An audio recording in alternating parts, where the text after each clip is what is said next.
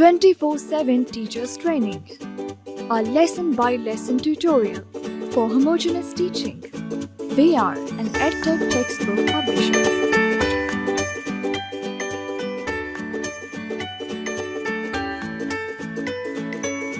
Bismillahirrahmanirrahim. Assalamu alaikum, Honorable Teacher. I welcome you on behalf of the Snowman Publishers. This tutorial session is on Unit 4 of Social Studies, Grade 5. The unit title is History. There are 3 sessions on this unit. This session is the third one, and its title is Historical Personalities of Pakistan. Introduction. Before asking the children to open their books and after exchanging greetings with them, you will construct an introduction that is well related to the theme of the text, whereas you should always keep trying to create and construct your own. The following introduction is suggested. Ask the students who the founder of Pakistan was. A simple question. Iska jawab fauran de denge bacche. Then ask the students what they understand by Pakistan movement. यहाँ चूंकि इससे पहले भी हम history के reference से बात कर चुके हैं और पाकिस्तान मूवमेंट पर इससे पहले के ट्यूटोरियल्स में हम बात करते रहे हैं, तो आई एम श्योर कि आपने बच्चों को एक इहाता जिसको कहते हैं वो पेश कर दिया होगा पाकिस्तान मूवमेंट का. और आपको याद होगा कि मैंने आपसे कहा था कि कुछ लोगों के ख्याल में पाकिस्तान मूवमेंट तो तभी शुरू हो गई थी जब मोहम्मद बिन कासिम ने सिंध पर हमला किया था, लेकिन फिर भी अंग्रेज़ हुकूमत जब आई तब से 1947 तक, यानी 1858 से लेकर 1947 तक का जो अरसा है 90 साल का, ये तहरीक पाकिस्तान का अरसा समझा जा सकता है. आप अगर ज़रूरत महसूस करें तो आप यहाँ फिर उन्हें बताइएगा. ज़रा तफसील भी चाहें तो बता दें कि Pakistan movement means struggle of Indian Muslims for an independent state of their own. Then tell the students that no leader can struggle for freedom single-handedly. He needs a team of other important personalities.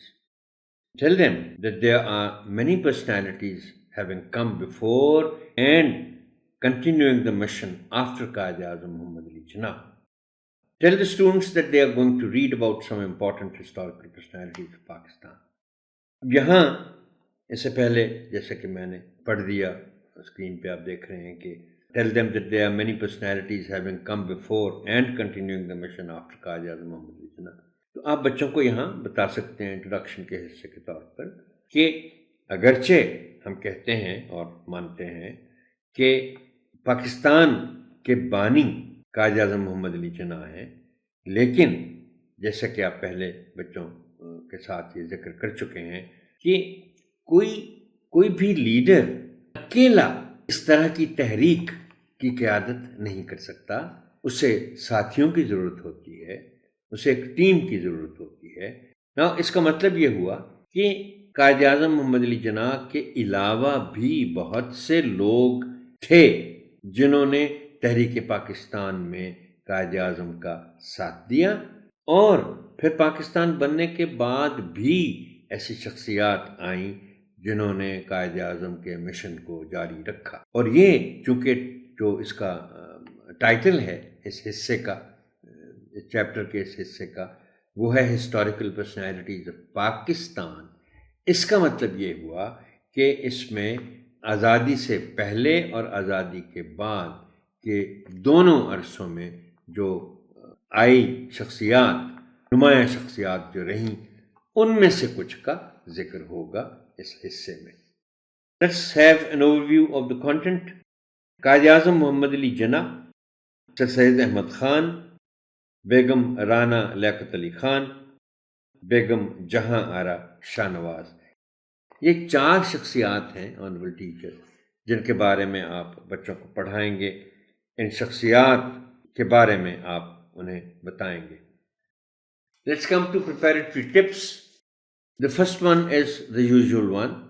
Divide this unit to lessons in accordance with the syllabus breakup available with you and prepare your lesson plans accordingly.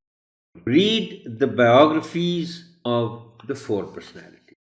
Honorable teacher, میں اس سے پہلے بھی کسی tutorial میں آپ سے یہ request کر چکا ہوں کہ تاریخ ایسا مضمون ہے جس میں بچوں کو پڑھانے کے لیے تو ہو سکتا ہے کسی عنوان پر مختصر سا مواد ہو، لیکن ایک بات یاد رکھیے کہ تاریخ کو ٹکڑوں میں بانٹنا ذرا مشکل ہوتا ہے. دیکھیے، آپ اگر تحریک پاکستان کی بات کرتے ہیں مثال کے طور پر، اور جیسا کہ میں نے آپ سے عرض کیا کہ یہ 1858 سے لے کر 1947 تک کا جو عرصہ ہے اس کو تحریک پاکستان کا عرصہ شمار کیا جاتا ہے. تو یہ ایک آپ سمجھ لیں کہ یونٹ ہے، ایک عرصہ ہے جس کی تمام کڑیاں ایک دوسرے کے ساتھ ملی ہوئی ہیں. آپ نے اگر بیچ میں سے کسی خاص 2-4 سال کے عرصے پر بات کرنی ہے تو اس کا تعلق اس سے پہلے سے بھی ہے، اس کے بعد بھی ہے. تو میری گزارش آپ سے یہ ہے آنریبل ٹیچر کہ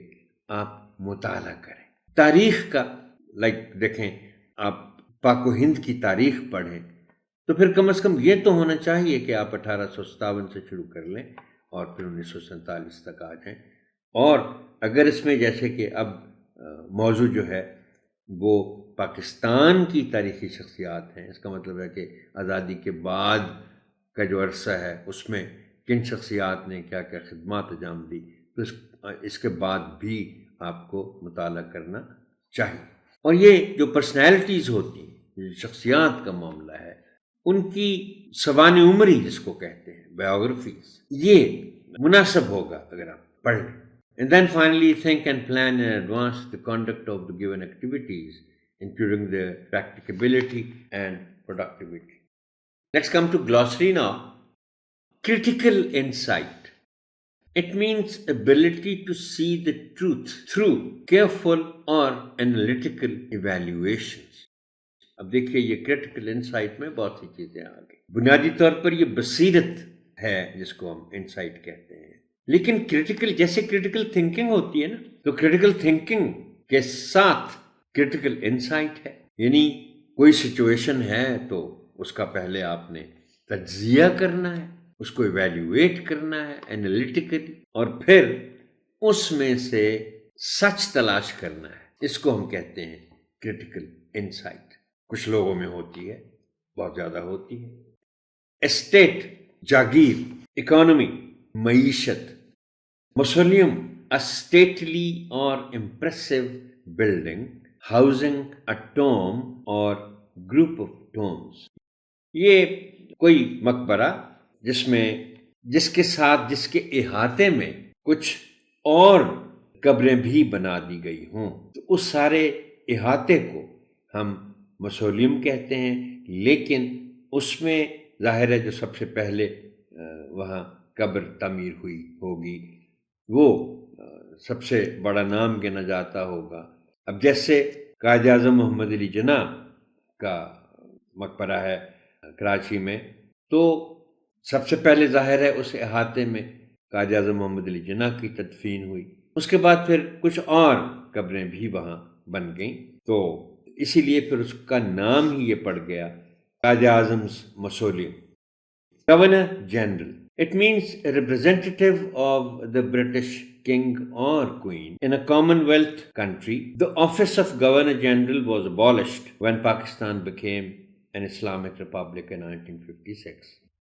آزادی کے بعد بھی پاکستان اور Hindustan common wealth, British common wealth جس کو ہم کہتے ہیں، اس کا حصہ رہے. دولت مشترکہ جس کو ہم کہتے ہیں. لیکن جب پاکستان کا پہلا آئین بن گیا 1956 میں، تو اس کے بعد پھر پاکستان بن گیا اسلامک ریپبلک آف پاکستان. تو جب ریپبلک بن گیا، جمہوریہ بن گیا، تو پھر وہ کامن ویلتھ کا ایسا حصہ نہ رہا. میموئرز، یادداشتیں، جو بعض لوگ، بعض شخصیات اپنی یادداشتوں پر مشتمل کتاب لکھتے ہیں، وہ ان کو میموئرز کہا جاتا ہے. آٹوبیوگرافی، خود نوشت سوانح عمری. دیکھیے، ہوتی ویسے تو بایوگرافیز ہوتی ہیں، یعنی جو سوانح عمریاں جس کو کہتے ہیں، لیکن آٹوبایوگرافی یہ وہ بایوگرافی ہے جو کوئی اپنے بارے میں خود لکھتا ہے. بایوگرافی میں ظاہر ہے شخصیت جس کی بایوگرافی ہوتی ہے وہ کوئی اور ہوتی ہے، لیکن لکھنے والا کوئی اور ہوتا ہے۔ آٹو بایوگرافی میں کوئی شخص اپنی سوانح عمری خود لکھتا ہے، اسی لیے اس کو خود نوشت سوانح عمری کہا جاتا ہے۔ Let's come to textual explanations. First of all, we take up Lincoln's Inn. This is a 600 years old University of London for education and law. Jinnah recalled and said in 1943, I joined Lincoln's Inn because there on the main entrance the name of the Prophet ﷺ was included in the list of great lawgivers of the world. Quaid Azam کی جو biographies موجود ہیں بہت ساری ہیں، ان میں اس واقعے کا ذکر ہے۔ 1892 میں جب قائد اعظم نے سندھ مدرسۃ الاسلام، جس کا ذکر پچھلے ٹیوٹوریل میں بھی آیا تھا، وہاں سے میٹرک کیا۔ میٹرک کرنے کے بعد ان کے والد نے انہیں انگلینڈ بھیج دیا ہائر ایجوکیشن کے لیے، تو وہاں ادھر ادھر پھرتے رہے جناب، لیکن وہ ظاہر ہے وہ قانون کے شعبے میں تعلیم حاصل کرنا چاہتے تھے۔ اور جب وہ لنکنز ان گئے، انہوں نے خود کہا ہے، بعد میں ان کو کوٹ کیا گیا ہے کسی کتاب میں، ان سے پوچھا گیا تھا کہ آپ نے لنکنز ان میں داخلہ لینے کا فیصلہ کیوں کیا، یونیورسٹی آف لنڈن جو لنکنز ان ہے۔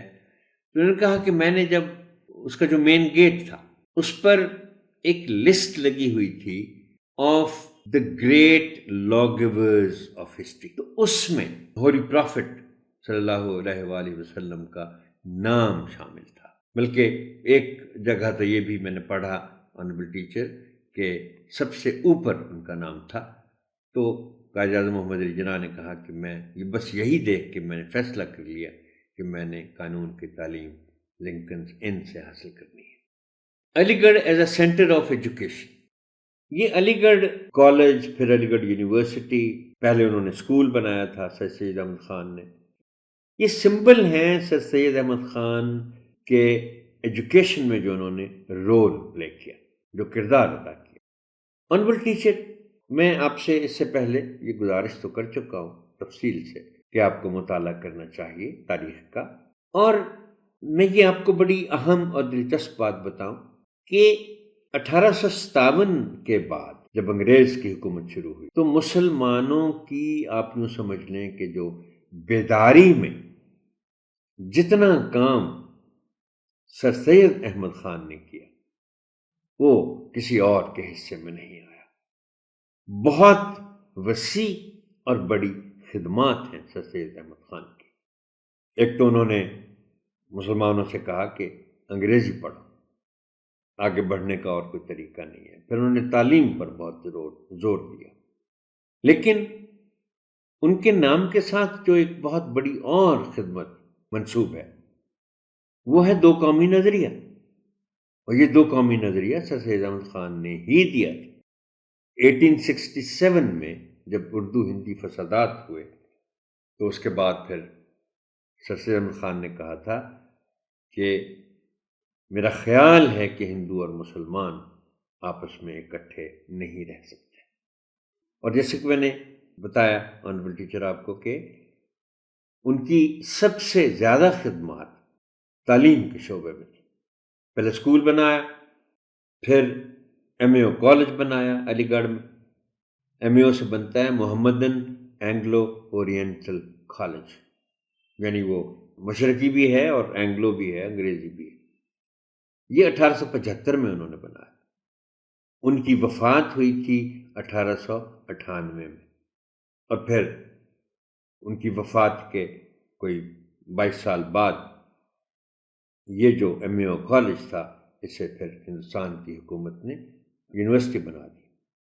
علی گڑھ کے پڑھے ہوئے لوگ جو تھے انہوں نے تحریک پاکستان میں بہت خدمات انجام دی، بلکہ جب تقسیم کے بعد بہت سے لوگ ایسے جو پاکستان آئے وہ علی گڑھ سے پڑھے ہوئے تھے، اور ان کے لیے یہ بہت فخریہ بات تھی کہ انہوں نے تعلیم علی گڑھ کالج سے حاصل کی تھی۔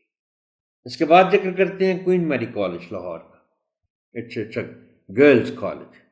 It was established in 1908 as a school, اور پھر یہ پری اسکول سے لے کر پوسٹ گریجویشن تک چلا گیا.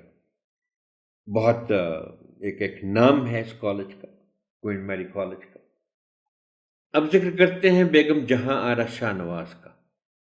دیکھیے, یہ جو شخصیات کی ہم نے بات کی ہے جو اس حصے میں ہیں, اس چیپٹر کے, قائد اعظم ہیں. قائد اعظم پڑھ چکے ہم اس سے پہلے, کچھ ٹیوٹوریلز میں تفصیل سے بات کر چکے ہیں. یہاں میں نے ضروری سمجھا کہ یہ جو دو شخصیات ہیں, قائد اعظم کے حوالے سے تو ہم نے لنکن ان کی بات کر دی, پھر سید احمد خان کے حوالے سے ہم نے علی گڑھ کالج کی بات کی, اور بیگم جہاں آرا شاہ نواز, یہ میں نے اس لیے انتخاب کیا بیگم جہاں آرا شاہ نواز کا کہ ان کی سیاسی خدمات تو اپنی جگہ, لیکن انہوں نے ایک کتاب لکھی تھی. یہ میاں محمد شفیع کی بیٹی تھی جو خود ایک بڑے لیڈر تھے, اور یہ پھر ایک سیاسی سوانح عمری جس کو کہتے ہیں, خود نوشت آٹوبیوگرافی, فادر اینڈ ڈاٹر. یہ بہت اچھی کتاب, کبھی اتفاق ہو تو کسی لائبریری سے نکلوا کے آپ ضرور اس کا مطالعہ کیجیے گا. اور اس میں انہوں نے بہت اعلیٰ باتیں لکھی ہیں کہ فادر اینڈ ڈاٹر کے بیٹی نے باپ سے کیا سیکھا, اور پھر سیاست میں انہوں نے کیا کیا کیا. یہ جو میاں محمد شفیع تھے, جیسے کہ آپ دیکھ رہے ہیں لکھا ہوا ہے, he was one of the founders of All India Muslim League. Well, that is all for this tutorial, Honorable Teacher. Thank you and Allah Hafiz.